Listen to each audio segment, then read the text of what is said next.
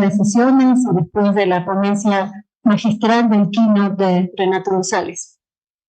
Vamos a iniciar la sesión de la mañana aquí en el MAT. Ya saben que en paralelo están ocurriendo las sesiones en la Biblioteca Nacional de México. En esta ocasión vamos a abordar metodologías para la documentación. Para esta mesa tenemos tres colaboradores, a tres conferencistas, una en representación de un colectivo de académicos, a los representaremos. Dos están aquí presencialmente y una tercera colega se encuentra conectada y la podremos ver en un momento. Entonces, para esta sesión de metodología de la documentación, la primera participación será de VANESSA y va a compartir con nosotros UniqueCollection, la experiencia de un sistema de gestión de colecciones desarrollado para Latinoamérica. Muchas gracias a ambos, muchas gracias Vanessa, te doy la palabra. Perfecto, muchas gracias. Bueno, en primer lugar, agradecer un poco el espacio y la organización del Comité de México, que la verdad ha sido bastante importante este evento acá.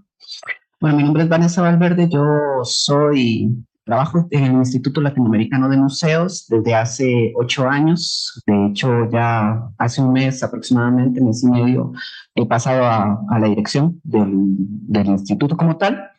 Y para esta presentación nosotros teníamos como, sobre todo la idea más centrarnos en el por qué y qué es lo que estamos haciendo con el tema del sistema, más que en el sistema en sí, las características que sí veríamos un poco, pero sobre todo es como el tema de por qué emprendimos como este desarrollo. Un poco para contextualizar, para aquellas personas que tal vez no conocen un poco sobre el ILAM como tal. Bueno, el ILAM es una ONG que surge en el 97, se radica en Costa Rica, pero que tiene producción de América Latina.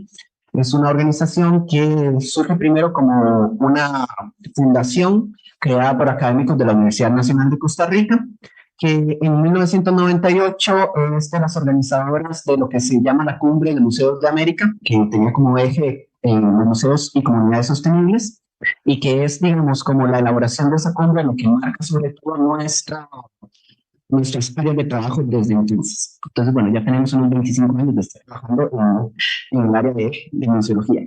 En 2023, eso sí, digamos, hacemos un cambio importante en el ILAM, que es sobre todo por el cual hoy estamos un poco acá, que es que trabajamos ya como una asociación, principalmente porque creamos como un sistema un poco, tal vez un poco más colaborativo entre la red de profesionales que estamos a cargo de la institución. La agenda para la acción que les contaba que en el 98 se elabora es una agenda que tiene una serie de preocupaciones y pautas que se crean en esta cumbre de los museos y que marca sobre todo 4 ejes de trabajo principales, ¿no? Lo que es la visibilidad de los museos latinoamericanos a nivel global, lo que es la capacitación del personal para el desarrollo de estas organizaciones y la salvaguarda del patrimonio, lo que es el acceso a la literatura especializada en español. Recordemos que estamos en 1998 hablando, digamos, y mucha de la literatura no está como, sobre todo en el tema de registro y colecciones en español propiamente. El ILAM se da la tarea de tratar de gestionarla, disponibilizarla y hasta hacer traducciones de las mismas, y el combate al tráfico ilícito en la región. Esta agenda para la acción, de hecho, es importante para nosotros porque marca lo que son los proyectos del ILAM desde entonces. Y a partir de cada uno de estos ejes es que hemos venido trabajando lo que son los diferentes proyectos. Por ejemplo, en el tema de visibilidad de museos latinoamericanos, establecimos lo que es en esos años, a partir de 98, un directorio latinoamericano completamente virtual de registros de colección, bueno, de registros de recursos patrimoniales le llamamos hoy, pero que en su momento era únicamente de museos y parques, que se terminó consolidando como un directorio digital de los más grandes que hay en la región, completamente abierto, digamos, y de acceso. El tema de que eso, de hecho, es un poco lo que queríamos comentarles en la ponencia que tenemos sobre un poco el trabajo del ILAM. Igual el tema de la capacitación que hemos trabajado durante los últimos años, ¿no? A nivel virtual sobre todo, para que sea más accesible para todas las instituciones y profesionales en América Latina. El acceso a la literatura especializada, que es algo que también comentaba en la mañana con el Centro de Documentación, y sobre todo aquí lo que nos interesa es el tema del tráfico ilícito, que es justamente la motivación principal que nos lleva al tema del desarrollo del sistema. El ILAM tiene, digamos, entre sus principios, el principio de preocuparse por el uso de la tecnología desde el 97, digamos de que estamos hablando, y ayer no me lo recordaba, digamos que en estas épocas, digamos en 97, 98, son épocas en las que el Internet estaba muy incipiente apenas, ¿no? Y las herramientas que contaban las instituciones eran muy limitadas, no es como ahora. Pero entonces, desde entonces nosotros tenemos la preocupación de cómo utilizar el Internet en las instituciones para poder abarcar estos ejes que contábamos anteriormente. Entonces, un grupo de colaboradores de ILAM realiza lo que es un pequeño estudio que se llamaba Museos Latinoamericanos y Tecnologías de la Comunicación. En ese entonces se hizo un estudio con 63 instituciones que formaban parte del directorio latinoamericano de museos, que si bien no era una muestra representativa de todas las instituciones, lo que sí pretendía era establecer cierta base para analizar las tendencias en el registro de colecciones y el uso de la tecnología en la región. En ese momento, con estas 64 instituciones, corrijo, nos dimos cuenta que 20 de ellas, es decir, el 53% aproximadamente, no tenían, bueno, más bien, sí, no tenían ningún registro, o sea, no tenían un registro sistemático de sus colecciones y que 14 de ellas incluso solamente tenían registro en papel, no utilizaban ningún tipo de herramienta digital. Y la mayor parte de las instituciones que sí realizaban un registro de colecciones de manera digital lo hacían a través de herramientas como Word, Excel u otras que no son, digamos, herramientas directamente para el trabajo de las colecciones como tal. Entonces, en este momento es que nosotros alertamos que realmente uno de los principales problemas para poder aportar a las instituciones y fortalecerlas en el tema del combate al tráfico ilícito era justamente abordar el tema del registro de colecciones como tal de una manera un poco más eficiente. Es entonces que en el 2012 nosotros nos damos a la tarea de tratar de buscar alguna solución, sobre todo que podamos ofrecer como institución para acompañar a las organizaciones, a los museos, a las demás instituciones en el registro de sus colecciones de manera eficiente. En este sondeo que hacemos a partir del 2012, vamos encontrando ciertas alternativas, tanto de software libre como de software privativo, y hacemos un recorrido de análisis y de pruebas de ellas y nos damos cuenta de algunas cosas que aprendemos en ese camino. Primero que muchas instituciones, tanto medianas y pequeñas principalmente, no cuentan con áreas especializadas ni tampoco recursos para poder especializarse en el tema de informática como tal. Entonces el desarrollo de ciertas tecnologías o la misma implementación de las mismas es un tema que les queda como bastante difícil de enfrentar. Luego, nosotros nos damos cuenta también que mucho del software libre de este momento, estamos hablando del 2011-2012, tenían ciertas limitaciones también técnicas para las instituciones implementarlo, sobre todo porque mucho venía en no idioma español, no idioma nativo de español, o que requería algún tipo de adaptación para las mismas instituciones utilizarlas en su quehacer constante. Posteriormente también nos damos cuenta que algunas soluciones sobre todo requerían en su momento la instalación ya sea de sus propios servidores o de compra de equipo que no tenían las instituciones y que también requería una inversión inicial bastante importante. Todas estas características las digo porque es lo que nos lleva justamente a derivar en la solución de software que nosotros terminamos implementando finalmente. Es entonces que nosotros realizamos en esos años conversaciones y terminamos realizando un convenio con dos instituciones adicionales que sí, que provienen de Europa. Uno que es una empresa desarrolladora de software que tiene un engine que es sobre el que nosotros nos basamos para realizar nuestros desarrollos, que se llama Crossmarks, y otra que es justamente la que nos introduce a esta empresa, que es la Cultural Heritage Foundation también de Holanda. Ambas son instituciones holandesas. Varias instituciones holandesas. A partir de ahí nosotros hicimos entonces un trabajo en conjunto para tratar de realizar una solución que abarcara esos problemas que les enseñábamos anteriormente, ¿no? Es así como creamos entonces UniqueCollection con un sistema de gestión de colecciones pensado para América Latina y sobre todo con las características que les decíamos anteriormente, que pudiera ser bastante eficiente, que cubriera todas las necesidades de las instituciones, que fuera en español, que su documentación y su desarrollo fuera bastante accesible para todas las instituciones que lo implementaran y sobre todo también que los costos de operación fueran los menores para las pequeñas y medianas instituciones de la región. Uno de los principales problemas, y aquí está donde, bueno, o las principales características que nosotros decantamos en todo este quehacer, que tenía que ver con los problemas que identificamos anteriormente, es, por ejemplo, por qué nosotros ofrecimos el sistema como un software as a service, principalmente, más allá de darles solamente el software a las instituciones y que lo instalaran y se autogestionaran.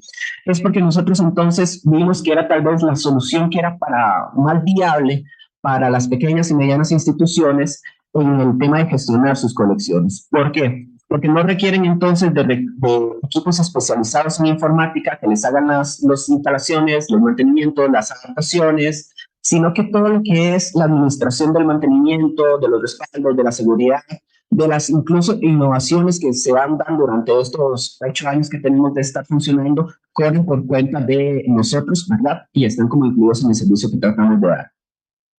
Eso quiere decir que muchas del costo de mantenimiento de una plataforma de registro de colecciones corre por cuenta de nosotros, digamos, porque aquí es como algo que siempre a veces se genera un poco de confusión de, bueno, ¿qué somos? ¿Somos una empresa? ¿Somos una institución? ¿Qué somos? Es como, bueno, nosotros que operamos el software, digamos, y formalmente quien le da el respaldo es una empresa que desarrolla, que es una empresa nuestra, por así decirlo. Realmente, digamos, todo lo que tiene que ver con la plataforma es el ILAM lo que está detrás, ¿no? Entonces, toda la filosofía, que algunos son los puntos que vienen, que está detrás del sistema es justamente el buscar la mejor solución para las instituciones latinoamericanas y que justamente cumpla con los requisitos de no solo seguridad, no solo eficiencia, sino también, sobre todo, de cuidar un poco su presupuesto en las instituciones que sabemos que es bastante limitado. Bien, el tema de la propiedad de los datos para nosotros fue un tema muy importante en el momento en el que buscamos crear una solución. ¿Por qué? Porque inclusive para establecer la alianza con la empresa desarrolladora o, bueno, la empresa que nos brindaba el framework para realizar nosotros el desarrollo, inclusive las discusiones que mantenemos hoy con cada una de las personas que han pasado por el sistema, que han utilizado, probado la plataforma, es el tema de que la propiedad de los datos siempre va a estar del lado de las instituciones. Nosotros, digamos, eso fue una de las principales pautas que tuvimos para decantarnos por hacer un convenio con una empresa que nos ayudara en el desarrollo, que era que nosotros queríamos que las instituciones siempre tuvieran el control de sus datos, tanto para poderlo exportar, para poderlo consultar, para poderlo manejar, sin que tuviera que mediar, por ejemplo, nosotros como proveedor, o la empresa como proveedor, que la institución siempre tuviera la accesibilidad para poder descargar sus datos en todo tipo de formato. Y gracias, eso sí, digamos, a la facilidad que nos da el framework con el que desarrollamos, pues eso sí ha sido posible para poderlo exportar en cualquier tipo de formato. Y bueno, estamos justamente pensando en el tema de los modelos y demás, pero eso lo veremos un poco en el tema de los desafíos propios. La ficha de registro que utiliza el sistema, y aquí era lo que les decía al inicio, tenía más como la idea de hacer esta presentación pensando un poco en lo que está detrás y lo que nos ha motivado el desarrollo, más que enseñarles un tanto como cómo funciona el sistema por dentro y qué características tenemos, pero bueno, sí les voy a como mostrar aquí tal vez un poco de por dónde es que hemos trabajado. La ficha como tal, sí es una ficha de registro que es desarrollada directamente por el ILAM, ¿no? En consultoría con, bueno, muchos de la red de profesionales que han estado durante todos estos años alrededor de la institución. Recordemos que alrededor de la institución han estado muchos profesionales que dan justamente capacitaciones y que están distribuidos en toda América Latina, ¿verdad? Entonces se ha construido una red de profesionales vinculados al ILAM bastante importante y muy activa en todos estos años. Entonces también una ficha de registro, aunque bien nosotros la iniciamos, hemos tenido como un poco la perspectiva de que sean las mismas instituciones que trabajan con nosotros las que van enriqueciendo, ¿verdad? Según sus necesidades. Porque también nosotros sabemos, y era algo que queríamos desde el inicio, abarcar de que la diversidad del patrimonio es tan grande en América Latina como las mismas necesidades de las instituciones. Entonces, por ahí hay muchas, digamos, y queríamos que el sistema fuera lo más flexible posible, justamente para adaptarse no solamente a sí, los campos que nosotros consideramos y los que sabemos que son necesarios y básicos para el registro, para demás, sino también para las especificidades de cada una de las instituciones y que así se pudiera también siendo adaptada. Y también nosotros en este camino hemos ido viendo, por ejemplo, que muchas de las instituciones tienen necesidades que comparten con otras, ¿no? Y que nosotros no teníamos mapeado desde el inicio. Entonces, eso es una de las ventajas que tuvimos y que nos dimos cuenta al haber decantado por un software as a service, que es que las mejoras pueden ser fácilmente expandidas a las distintas instituciones, ¿no? Hay algunos módulos que han sido por sugerencia en el trabajo cotidiano con nuestros usuarios, que nosotros hemos dicho es una muy buena idea y queremos entonces ofrecérselos a las otras instituciones que son beneficiadas entonces con el trabajo. Nosotros, digamos, y es eso que no me va a detener mucho como el modelo de ficha y demás, pero trabajábamos sobre todo, como pueden ver, esa es como una ficha básica con la que parte el sistema nuestro, ¿no? A partir de ahí cada institución va agregando según sus necesidades, pero lo segmentamos como en 4 secciones básicas, ¿no? Una que tiene que ver con toda la identificación de los objetos, que ahí entonces, bueno, tomamos desde las informaciones clave, descripciones, medidas, que pretenden ser como campos bastante, por ejemplo, hay muchas tablas conexas en esto, es una cosa bastante loca. Por ejemplo, cada medida es una tabla conexa que puede tener cualquier cantidad de descripción de medidas, de tipos de medidas y especificidades, o de grupos señalados, de creadores y demás. Los autores los manejamos también con fichas descriptivas de los autores por separado para poderlos entonces vincular y tirar los reportes por cada uno de ellos, ¿no? También los historiales de exhibiciones en las que participan cada uno de los objetos, y estas exhibiciones también pueden ser itinerantes, entonces tener el registro de por dónde han pasado cada una de estas exhibiciones, ¿no? En caso de ser prestadas por diferentes. Hemos tratado de darle mucho el enfoque a que sea lo más amigable el sistema, en el sentido de dar como una orientación general al usuario de por dónde empezar a registrar, ¿no? Y últimamente sí hemos trabajado sobre todo el tema de los reportes en tiempo real de estadísticas de las colecciones para que las instituciones puedan conocer cómo el acervo de su colección va creciendo, va modificándose, ¿no? Inclusive dando como las alertas de establecer cuáles son los campos que se consideran prioritarios para la institución según el objetivo que tengan de registro en ese momento, y tener como una especie de, digamos, de semáforo, decir, bueno, tantas piezas están en estas condiciones, tantas no, tantas son necesarias de abordar y de trabajar. Otra de las características que nosotros trabajamos en el momento de desarrollar el sistema fue el tema de trabajar con tesauros para América Latina, en el cual nosotros establecimos nuestras propias sistematización de datos para crear nuestros tesauros de culturas y etnias según cada una de las regiones de América Latina, ¿no? Mesoamérica, Sudamérica, Centroamérica, demás, de periodos históricos de regionales, de materiales, técnicas y tipologías. Y ahorita también me refiero a uno de los desafíos que tenemos en relación a esto. Y finalmente, una de las características que pensamos en su momento fue el pensar que el registro es parte de, o sea, el combate al tráfico ilícito tiene que ver tanto con el registro como la gestión y como la difusión, sobre todo, de las colecciones, ¿verdad? Entonces, en ese sentido, queríamos que el sistema fuera una herramienta, y esa era de las ventajas que vimos al hacerlo justamente en un sistema basado en la nube, que fuera una herramienta que ayudara no solamente a registrar y gestionar, sino también a poder difundir fácilmente las colecciones a través de exhibiciones virtuales. Por ejemplo, esa es una exhibición que realizó uno de las instituciones que trabajan con nosotros aquí en México de más tiempo, que es el Museo de LUCÍA, para sus 100 años, entonces, con el recorrido de las piezas dentro de cada una de las personas que se museo, entonces, de cada una de las habitaciones y la historia detrás de ella. Porque nosotros creíamos, y entonces eso es como de las cosas que fuimos evolucionando un poco con el trabajo del sistema, en que justamente el combate al tráfico ilícito se hace también de la mano con las comunidades, ¿no? Con los públicos que son parte de usuarios de los museos, y que parte de la valorización del patrimonio, de las colecciones, es justamente lo que nos ayuda al tema de combatir y minorizar, o al menos tener el apoyo de la población en relación al combate al tráfico ilícito. Ya se me va terminando el tiempo, entonces voy a cerrar con solamente algunas cuestiones de los desafíos actuales. Desafíos, sobre todo a partir de, nosotros tratamos como de ser bastante autocríticos y bastante reflexivos en el trabajo que hacemos, justamente porque conocemos sobre todo un instituto que tenemos como objetivos de ayudar a las otras organizaciones que se encargan de la custodia del patrimonio.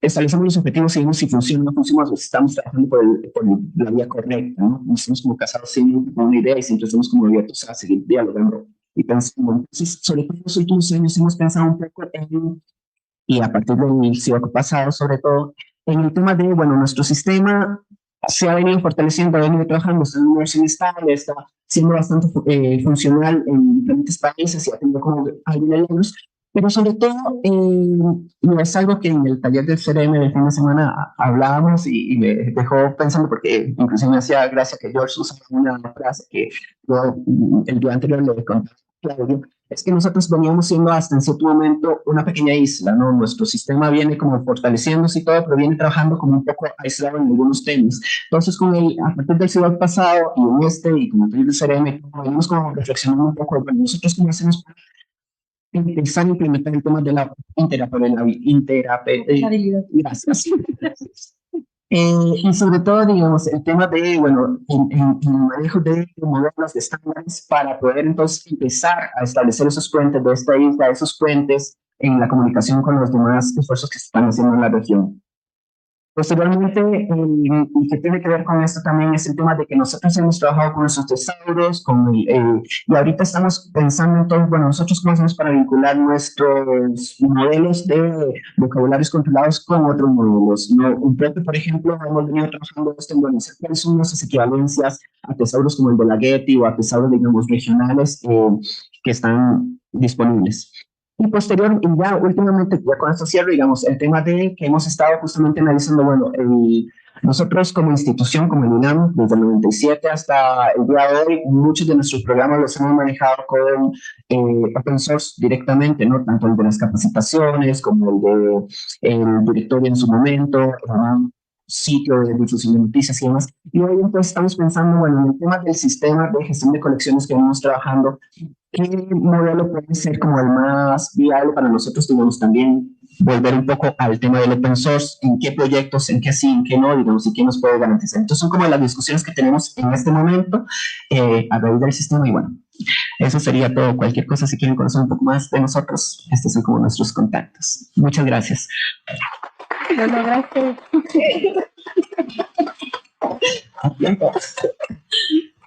Muchísimas gracias.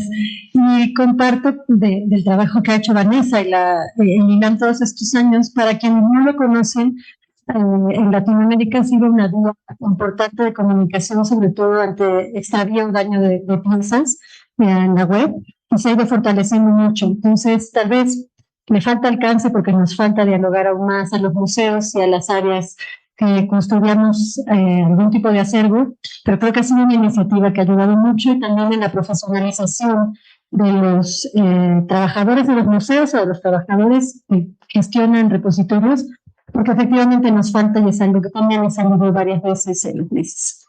Entonces, muchas gracias, Vanessa. Abro un momento para saber si tienen preguntas. ¿No hay questions? ¿Nos apoyan con el micrófono, por favor, Aníbal? Gracias.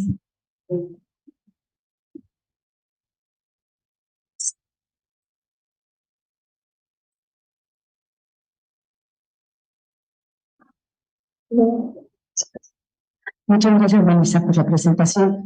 Si quisiéramos familiarizarnos con cómo se implementa, digamos, con las instituciones con las que trabajan, ¿cuáles podríamos visitar para ver cómo existen y navegarlas? Y también saber si han trabajado particularmente con acervos documentales o archivos, también para ver cómo es el tratamiento. Gracias.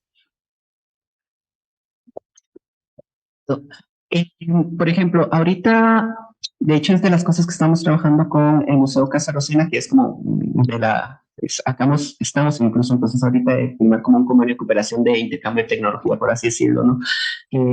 Con ellos nosotros vamos a trabajar todo lo que tiene que ver con su vista pública de colecciones, ¿verdad? Ellos han hecho algunas exhibiciones virtuales. Anteriormente, otra institución en México trabajó con nosotros en exhibiciones virtuales y una página de colecciones, ahorita no está trabajando con nosotros. Y luego estamos todavía en desarrollo con la Pontificia Universidad Católica de Puerto Rico, ¿verdad? Con un proyecto perdón, ¿cómo se llama? De arte sacro. Entonces, esas son como las páginas de colecciones con las que venimos trabajando. Todavía no hay como una que esté completamente acabada, como que te diga, mira, visítela acá. Sobre todo la están utilizando para el uso interno de sus catalogaciones, ¿verdad? Igualmente, si quieren como utilizar el sistema y verlo por dentro, nosotros siempre tenemos como la apertura del sistema. Te puedes crear una cuenta gratuita, usarla durante 30 días, ¿verdad? Subir las piezas que necesites, generar reportes y todo.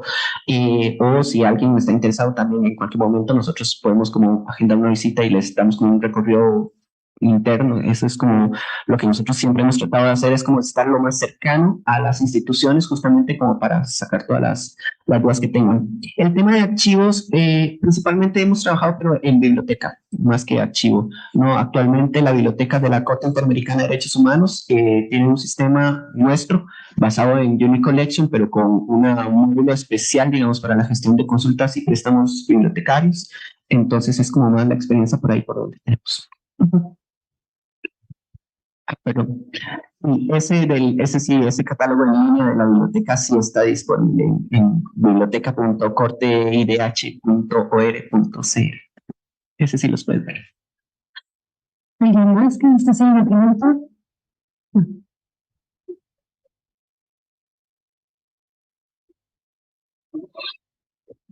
Ok, sí, ya seguimos entonces.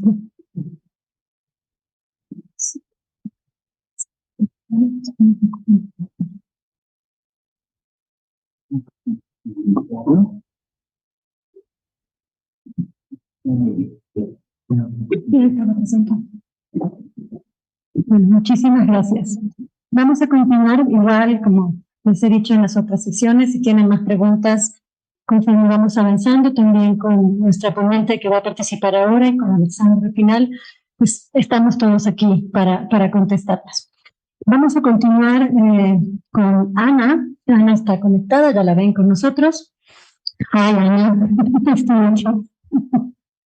vamos a continuar con su participación. Ella nos compartió un video también por los riesgos que tenemos con las conexiones de Internet.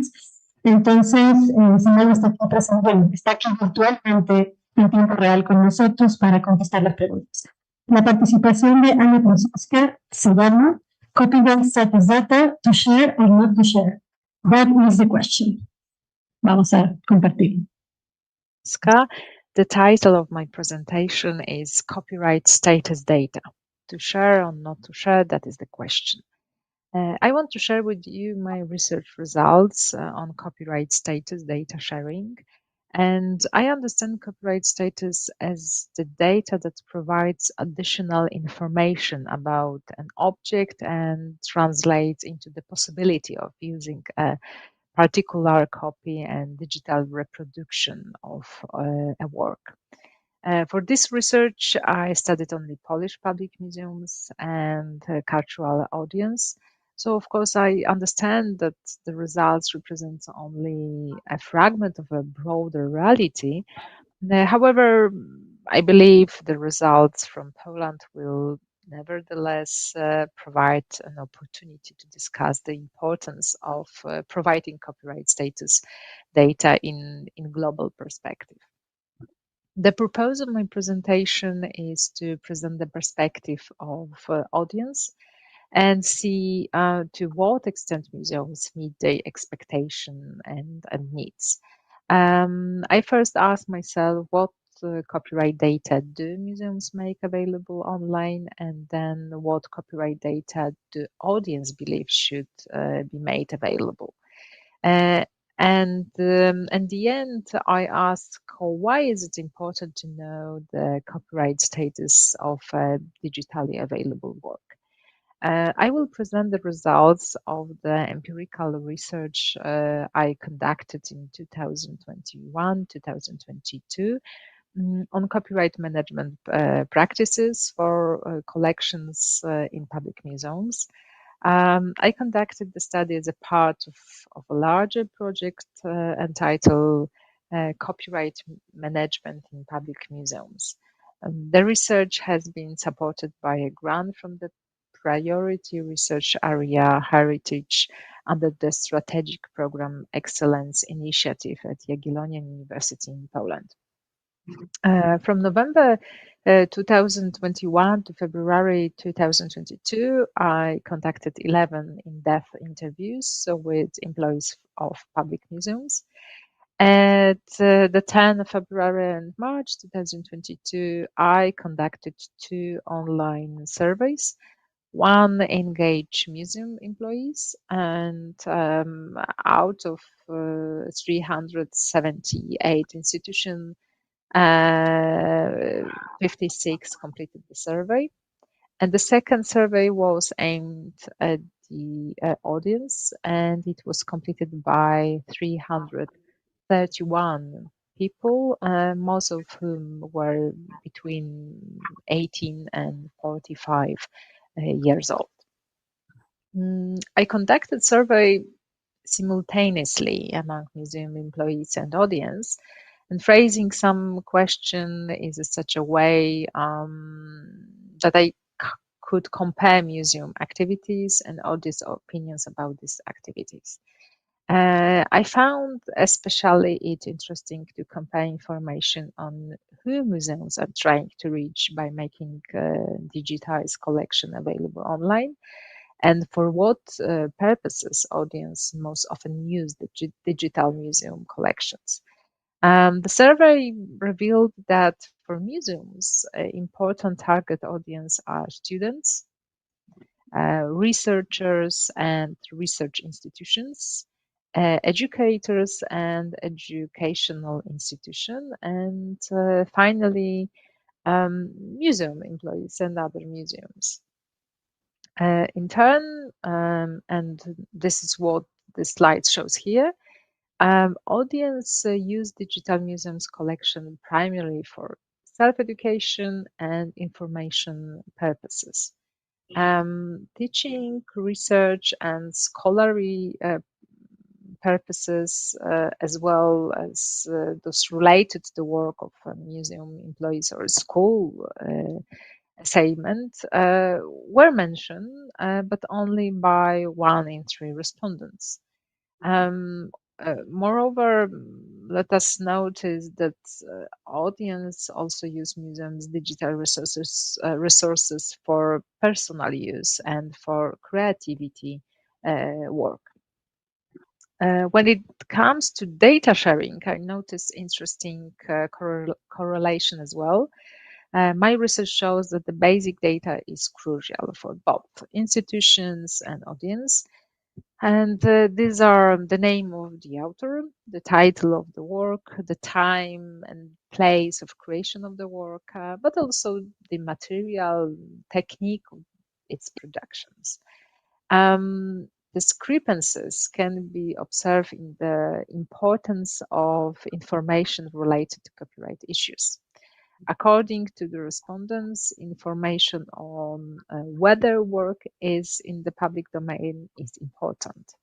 61% of respondents answer yes in this regard, while only 21% of museums provide information on the matter. Important audience are also data on the detailed scope of the user's right to use the work, the scope of the copyright held by the museum, or data on the owner of the copyright to the work.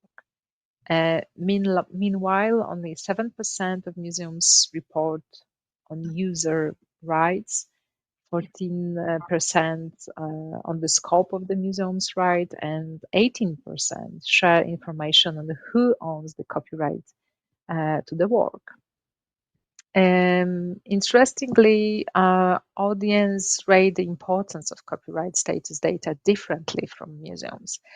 65% of respondents consider it very important to know the copyright status of a digitally released work. Museums differ considerably in their approach to publishing copyright status data of shared collection, because according to 25% of respondents, this activity is completely unimportant, while 27% of the institution consider this activity very, very important. The recipients evaluating the activities of museums in sharing digitalized work pointed to numerous difficulties, but given the topic of my presentation, I will mention just 2 of them. First, respondents indicated that there are too few digitalized and shared works. Second, that they lack additional detailed information about each work. I mean, metadata, which is a view voiced by 53% of respondents. Moreover, the respondents also indicated that further difficulty stems from the lack of information about copyright status and insufficient information on what terms the work can be used. This seems all the more important because as many as 46 of respondents admitted that they feel insecure when using digitized work, and the respondents indicated that they are unsure what they may and may not do with the works, and it is not uncommon that, I mean, fearing consequences, many abandoned the use of a particular work. At the same time, of course, let us notice that museums also point to a number of challenges in making their collection available online. The barriers include the time involved in establishing the legal status of an object, the fear of consequences of possible copyright and infringement, the cost involved in establishing legal status, but also acquiring the copyright to make it available online. Moreover, respondents noted the reluctance of copyright owners to make their contents available online, along with insufficient technical and legal competencies of museum employees. Museums identify a variety of risk areas related to sharing. Among them, they mainly mention those related to the action of the audience, such as the action of the fear of reusing work without properly marking the authorship or institution as the source. According to respondents, sharing collection also carries the risk of unreliable use of the contents, along with the possibility modification of work and the further distribution. However, the survey showed that audience action are not the only risk. The respondents believe that it is risky for a museum to make its collection available online because it is uncertain whether this action would comply with copyright law. For many museum employees, copyright aspects are associated with stress, difficult choices, compromises, and the uncertainty associated with copyright and the fear of litigation risk makes museum employees take routine, tried and true actions or no action at all. Thus, it frequently adopt a withdrawn attitude in order to avoid failure in the first place. To summarize the survey results, information on copyright status is crucial for the audience. This is because they do not feel confident about what they may not do, so they either use the work only for their own use or abandon the use altogether out of fear of possible unknown consequences. Moreover, my study revealed also shows that copyright data sharing is not a standard activity of public museums. However, there are many reasons for this state of affairs. The main ones being lacking competencies of museum employees and insufficient time to manage the collection copyright. And with this summary, I wanted to end the presentation and thank you very much for your attention.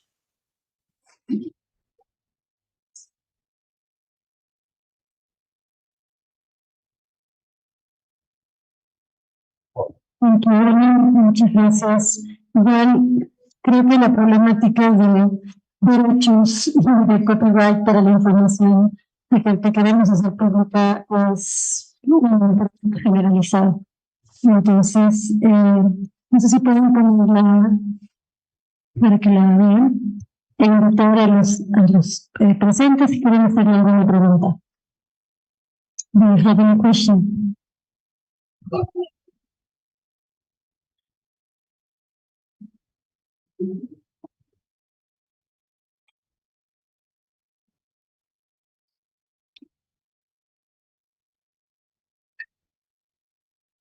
Hi, I was just wondering, that was very interesting, by the way, thank you very much.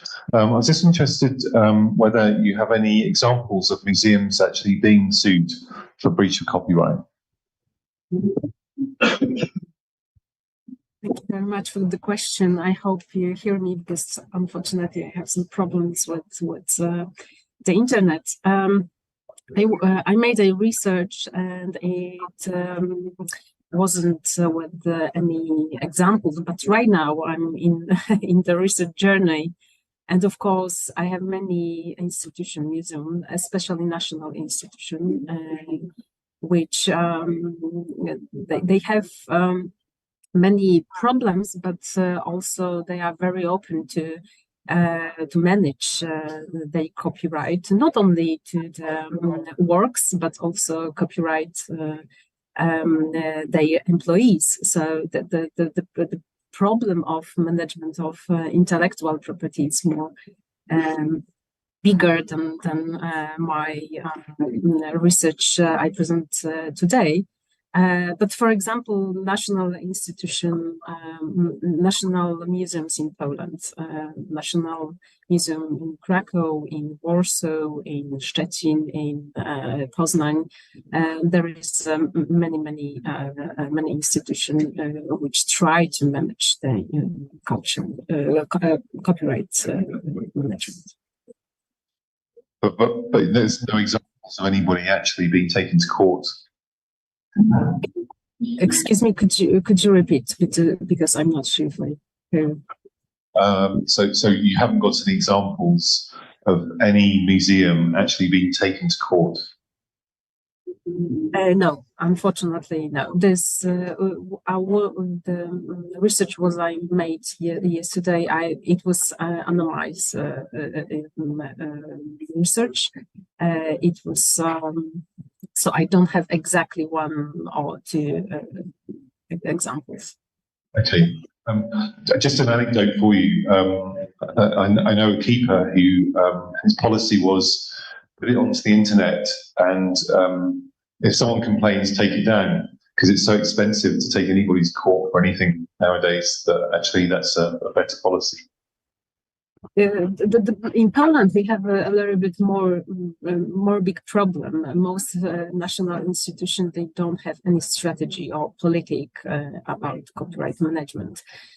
We are, I think, we just start to do it. But in Poland, unfortunately, we don't have so big tradition or experience to even prepare a strategy on politic. Just one more comment. If you can, look up some articles by Ken Hammer, who's done a lot of work on this, and it's interesting looking at the work he's done over the years. Yeah, I know that in the whole over the world there are many examples, and I hope that in Poland in the future we will start do it more. We will be more specified to do this. So thank you very much. Thank you. ¿Alguna otra pregunta? ¿Alguna question?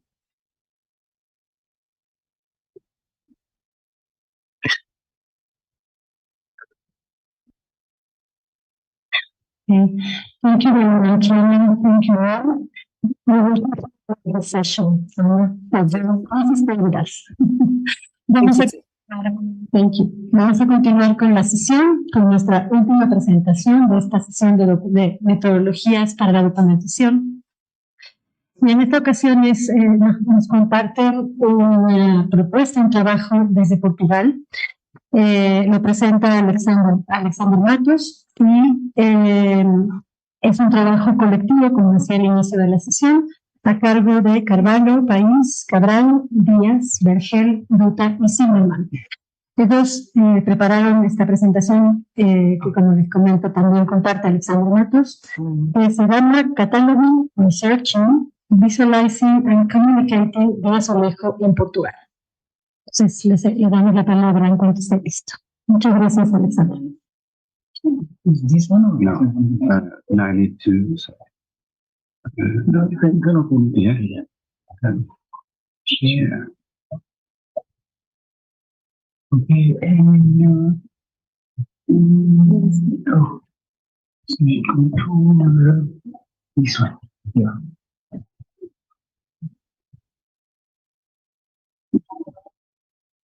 Okay. Yeah.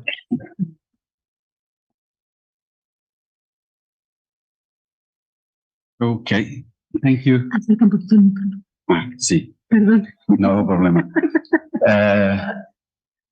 Thank you, gracias por recibirme. Comenzar por agradecer a CIDOC y la comité que organizó aquí localmente la conferencia. Agradecer en nombre de Fernando y de Rosario que no han podido estar hoy aquí por algunos problemas. Yo voy a leer la presentación de ellos e intentar en lo final responder a vuestras cuestiones que tengan, y voy a hacer la presentación en inglés, me disculpen por eso. Good morning to you all. I will start with a question. Have you ever been in Portugal? If yes, you have almost certainly noticed the facades of buildings, churches and monuments all covered with glazed ceramic azulejos or tiles in different colors, shiny and beautiful. And I'm not referring only to the past and the buildings of the past, but also the contemporary azulejos, as you can see in the image on the right, from the cruise terminal of Porto, north of Portugal.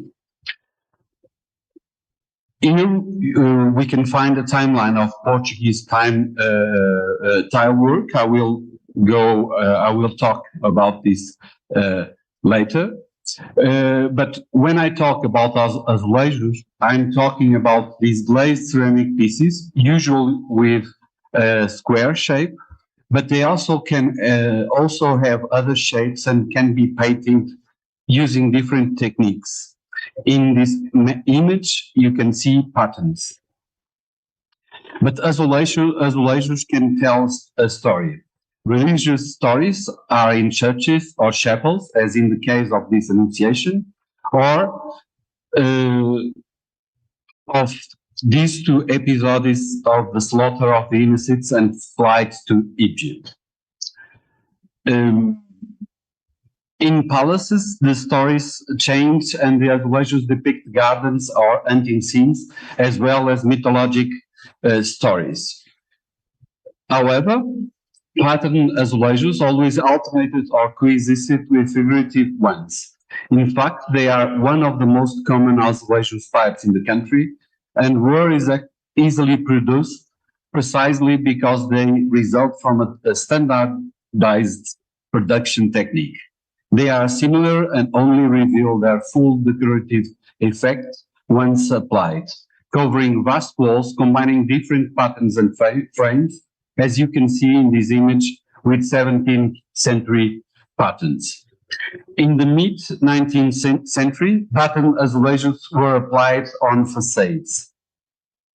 It was the combination of these different patterns and frames and their interaction with the architecture that made each covering unique, endowing a given space with a specific rhythm, color, and light both inside and on the streets. We can thus say that the azulejo is one of the Portugal's most original, creative, and distinctive art forms, and has been in constant transformation since the 15th century. This long introduction was meant to convey to you that the importance of azulejos in Portugal, and to show why it's so important to document, study, and preserve this heritage, protecting it into the future. However, The geographical spread and the continued practical of the azulejos bring difficult challenges to the process of systematically cataloging this important historical heritage. With this in mind, a research group from Art Institute of the University of Lisbon developed a project entitled AZ Infinitum in partnership with the National Azulejo Museum. Yes, we have a national museum specially focused on azulejos, and technology partner, the company Sistemas do Futuro. AZ Infinito, Azulejo Indexation and Referencing System, is a constantly updated online platform that inventories, catalogs, and documents style decorations produced and applied in Portugal until the present. Our goals: to get to know, study, promote, and protect Portugal's style heritage. We promote a new methodology for the study of azulejos, combining art, history, and the digital humanities. AZ Infinito is a research-oriented work tool, accessible and inclusive. The contents are reusable and in open access. This platform aims to keep the history of Portuguese azulejos permanently updated. AZ Infinito is an umbrella project for various initiatives related to the collection, processing, visualization, and dissemination of information related to azulejos from all periods and spread all over Portugal. Here you can see the main page. We developed a methodology to catalog patterned azulejos some years ago, and we have followed it ever since. You can see a brief scheme here. It includes visual and textual metadata associated with each azulejo, which identifies its geographical location, designation, painter, factory, production date, and details about the possible sources of inspiration for the patterns. These metadata are often populated by researchers based on scientific evidence and research. In a sense, you can zoom in and zoom out, aiming to get a global perspective on patterns from a specific period, for example, and thereby surpassing the studies based on a single pattern or building. The great challenge of the study of azulejos in Portugal is that to reach new conclusions, researchers need access to all the patterns and associated information.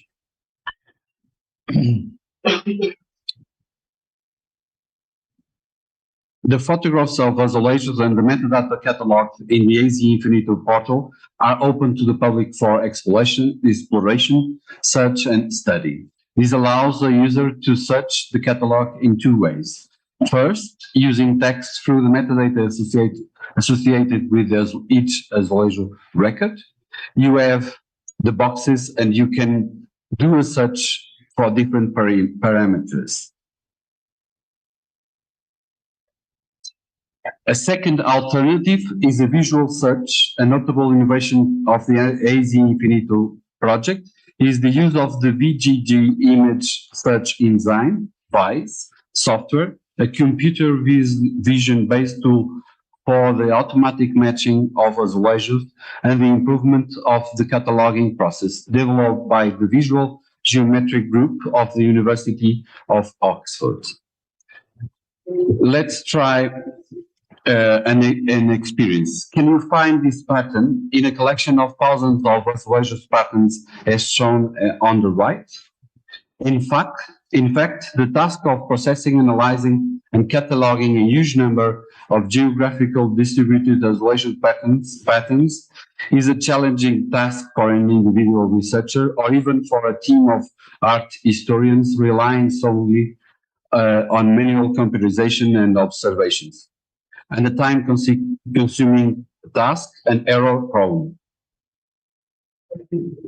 Therefore, VISE is a significant research support tool to carry out a catalog of all azulejo patterns found in Portugal.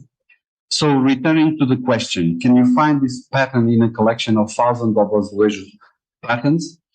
VAIS can. VAIS can automatically identify image regions with distinct visual features shown as blue ellipses that can be extracted from an image. Such regions are identified in all images in the collection. To find a match, VAIS compares each region in an image with the regions in all other images in the collection. A match is found when a larger number of regions in two images have similar visual features. Green lines show the corresponding features. VAIS software assists the cataloging in two ways. First, the software allows researchers to group azulejos image based on their patterns, thereby helping identifying the similarities between patterns or the reuse of certain motifs. In this slide, you can find you can see a common pattern from the 17th century in its different versions, and another example produced in the 20th century. And again, the same patterns I've shown before in different versions. The second way VAIS assists in AZ Infinito is the following. Researchers take a photograph of a Portuguese architectural structure containing azulejos and use this image as a search query within the catalog collection of azulejos. Matching such results allow the researcher to quickly identify and catalog new found azulejos. And here it is in detail, showing VAIS highlighting the matching regions, white ellipses, between the search query left and the search query on the left, and one of the matching results on the right. VAIS uses the visual pattern in these regions to find a match in the catalog of azulejo images. The lines shown in black denote the correspondence between the region in the search query and that in the match image. For the match results shown above, there are 44 such regions, but only 3 are shown here for clarity. Here we can find some information about VAIS if you want to. Now I will show a brief video, and it's like I don't know how my time is. Yeah, and I will. You will forgive me. I will read a text with the video, but I will not synchronize with the images that you are seeing because it's very difficult to do this, and I don't have the time to prepare as I would like to. So I will start the video and I will read the text. The idea of cataloging patterns is to create a unique profile for each pattern by crossing a series of markers, textual and visual. Once defined, each pattern allows you to link the pattern to the places where it was applied, see similar composition, identify authorship, among other aspects that aim to decode extended networks of relationships and connections. On the other hand, this area functions as an important terminological control tool, a controlled vocabulary that can be used by other researchers and institutions. In the patterns and frames area, patterns and frames from all centuries are catalogued. It is possible to view all records and use the sidebar to filters to browse, or do an advanced search. In this case, and knowing the way cataloging is done, you can use the number field to see only the patterns from the 17th century, writing P17. The logic is the same for other centuries, changing the number, or for the borders, using C, B for bars, or F for friezes. The pattern files present the catalog images. The first in the center, the second which corresponds to an initial enlargement, and the third which seeks to simulate the behavior of the pattern in extension. As in other areas, the file brings together a set of basic information and groups of information that can be expanded. By clicking on the underlined data, we obtain all the information cataloged as such.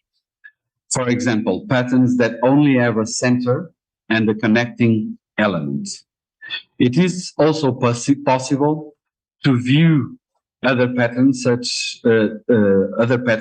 share the same composition or motifs and navigate between the files. By opening the coverings that are related to the pattern data, it is possible to access the places where the patterns are applied. One of the great new features of AZ Infinitum is the availability of the VAI software, which allows visual searches to be carried out using images rather than text data. I'm going to raise. No? This search is done in two ways: choosing a region of the images to search, or by uploading an image and comparing it with already cataloged patterns. By choosing one of the patterns, the system allows you to analyze the comparison that was made. Match areas are highlighted by blue ellipses and green lines. For this result, there are 78 matching regions, but only 3 are highlighted, a matter of clarity for the public, for our analysis. Finally, the system also allows you to return to the pattern file. So I will let the video finish, and sorry for this synchronization issue.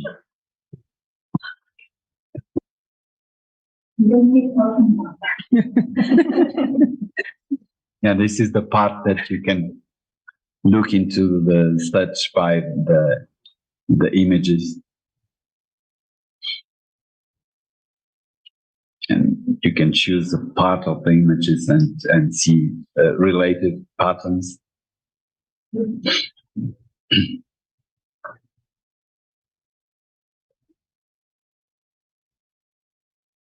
And you can see here how it crosses the information between the two images. And if you upload an image here,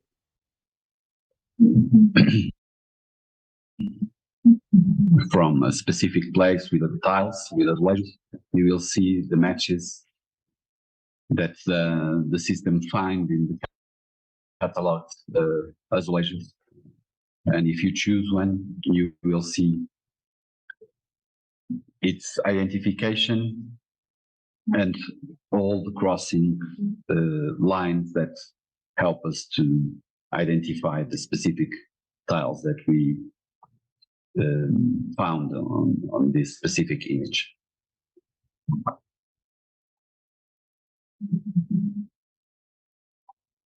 Now you can go back to the system and see all the information that we have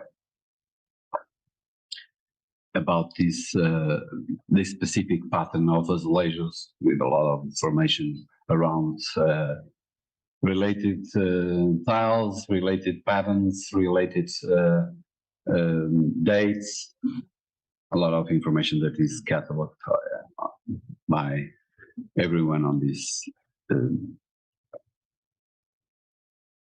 system. So let me skip this one for the next one, and I will go back here to finish the presentation. Finally, the online catalog has inspired the development of an engaging application called Azulejar, which allows one to create new patterns or understand the mathematical processes behind existing azulejo patterns. This application has the potential to become an effective educational tool and inspire everyone to explore and understand the science behind the beauty of azulejo patterns. We are also exploring the possibilities of using citizen science to invite everyone to contribute. For example, a photograph captured by mobile and containing azulejo patterns can be uploaded to the Azulejar app and be used as a search query to check if the pattern has already been cataloged. If the pattern exists in the AZ Infinito catalog, more details about the azulejo pattern can be shown to the user. If the pattern has not been cataloged, the information will be used to create a new entry and above all to map the tile location. Such contributions will be essential to gather evidence from all over the country. Finally, I would like to thank to the audience, and I would like to thank Fernando and Rosario, and thank you all for listening. You have here the two QR codes that you can use to access both the system and the app that is available, I guess, in many different stores. I don't know if in the Portuguese store is available. I don't know in other places. So thank you very much.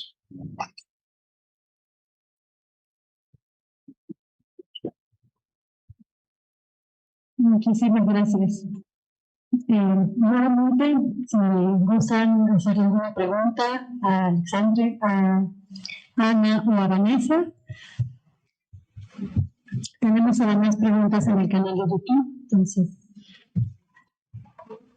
alguien de los presenciales que guste hacer alguna pregunta sobre esta herramienta, le podemos ir subiendo fotografías de nuestros azulejos, de nuestras excavaciones, me parece, o varios de nosotros. Muy bien, sí, mientras que vemos si hay alguna pregunta presencial, tenemos dos preguntas en el canal de YouTube para Ana. Elígelas, Ana.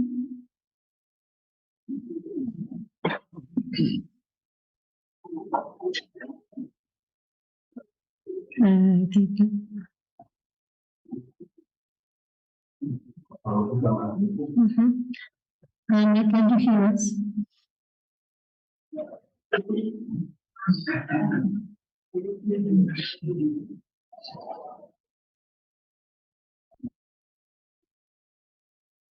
¿Me podrían preguntar en el chat?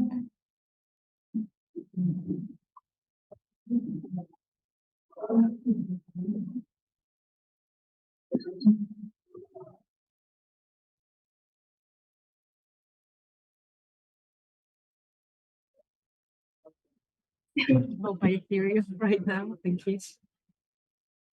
Okay. Can you hear us here?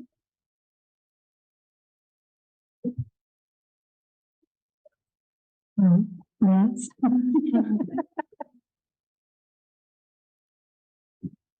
We have two questions for you.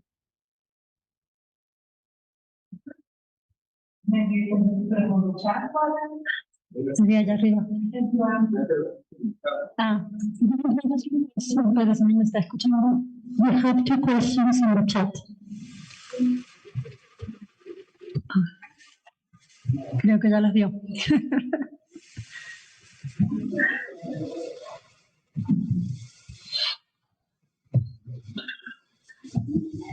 Thank you very much. I'm really, really sorry for this. I will try to answer. So if any worried would be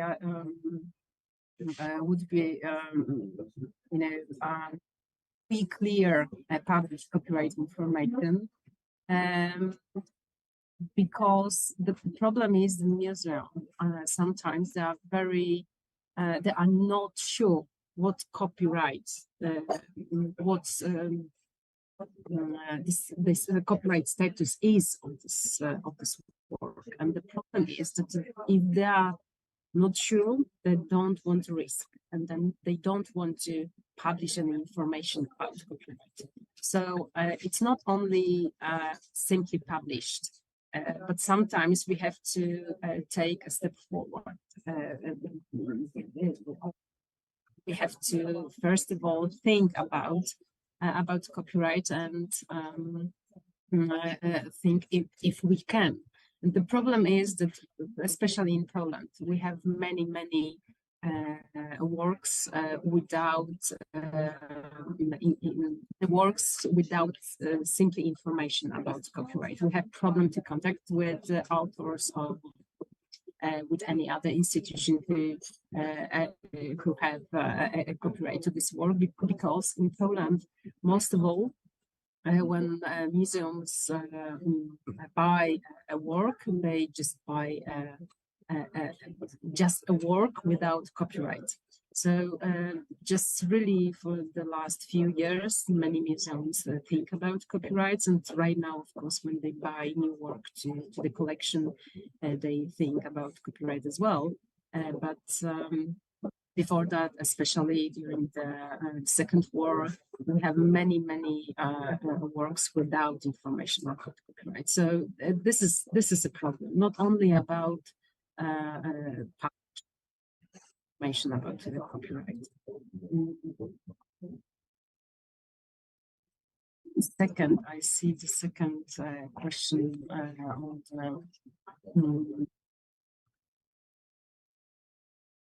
Yes, of course. The survey was focused on the copyright status data, referring of the not only images but any works,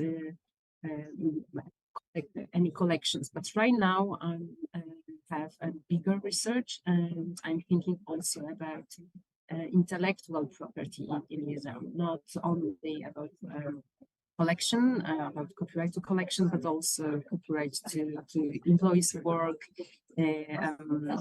for example, about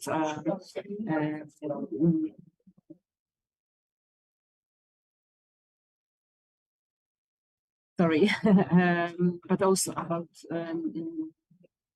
the image of people who visit museum as well. In Poland, we have restriction to publish image other people, so it's more complicated. But the survey was made 1 year ago. Yes, it was focused only about copyright, especially to the collection.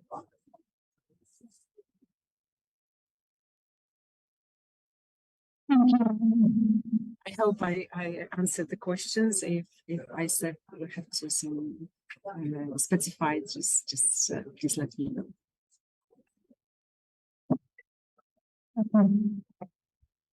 ¿Hay alguna pregunta entre el público presente para alguno de los tres ponentes? ¿Nos apoyan con el micrófono, por favor?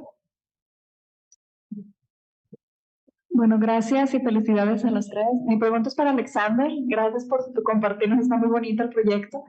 Mi pregunta es más o menos cuántos azulejos tienen. I'm sorry, ¿en inglés o en español? Como quieras. Sí, gracias. Mi pregunta es cuántas piezas de azulejos tienen catalogadas y si la aplicación que hicieron públicamente para que la gente documente está abierta a otras regiones fuera de Portugal. No tengo la certeza cuántos padrones de ajolizos, no es cada, sí, los patrones no son, nosotros registramos lo patrón, no lo azulejo y sí, más patrones son algunos millares de patrones que tenemos en la base de datos. Azulejos también, y los otros que he mostrado, figurativos, que están en sitios específicos, están también catalogados en este sistema. Incluso tenemos proyectos que no solo son del Museo Nacional de Azulejo o del Instituto de Arte, más son colaboraciones que el Instituto de Arte tiene con municipios y otras instituciones en Portugal. Para allá. Yo pienso que la política del Instituto de Rosario, que es la persona responsable por este proyecto, es muy abierta y pienso que estarán abiertos a colaboraciones fuera de Portugal incluso, más lo mejor es vosotros enviar un email o quien esté interesado y con certeza Rosario y su equipa darán una respuesta porque será una perspectiva interesante tener otras colaboraciones fuera de nuestro país.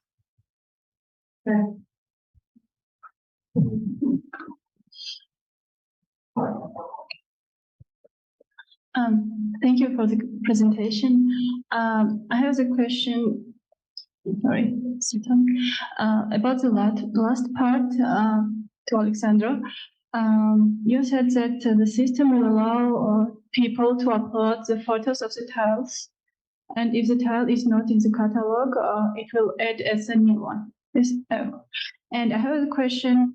Do they need, the people need to provide any additional information, like where the photo was taken, on which building, or anything else, so it can be checked? Yeah, I think it is they think on that specific adding a new item. It is a controlled add. So if you are a user and you find out an azulejo that is not available on the catalog, you can send information about the tile that you have found out with some details around that specific tile. But the cataloging is made the university by specialists using the methodology that they developed a few years ago. So it's like a two-way work. It's very complicated to describe a pattern and make all the associations. It's hard work. So in that case, I think that you can send the image, the location, some of the info that where you find it, where it is, if it is specifically on a wall or in the ceiling or outside of a church or any kind of place. But afterwards, I guess that the team of the institute will go there and try to describe it as they want to.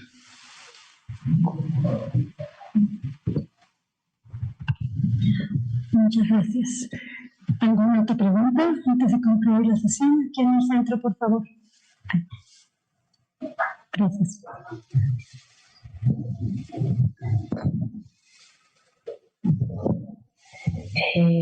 Quería preguntar para Vanessa si piensan en expandir el proyecto para, além de Latinoamérica española, pienso en Brasil, la cuestión de vocabularios y otras cosas. Gracias. Sí, lo hemos pensado, pero hemos tenido como dificultades principalmente con la traducción al idioma, ¿no? Pero sí, estaba como en nuestras perspectivas de mediano plazo, digamos, ahí. Bueno, yo de hecho viví en Brasil unos años y unas de nuestros colaboradores ya están allá, digamos, de los viejos profesores del ILAM como tal. Entonces nos han ayudado un poco con la traducción, sobre todo de las fichas, de los tesauros y demás. Es algo que todavía está en proceso y sí. Gracias. Muchísimas gracias. ¿Alguien más? ¿No tenemos alguna más en línea? Que nosotros aquí no la vemos. Perfecto. Ok, me espero.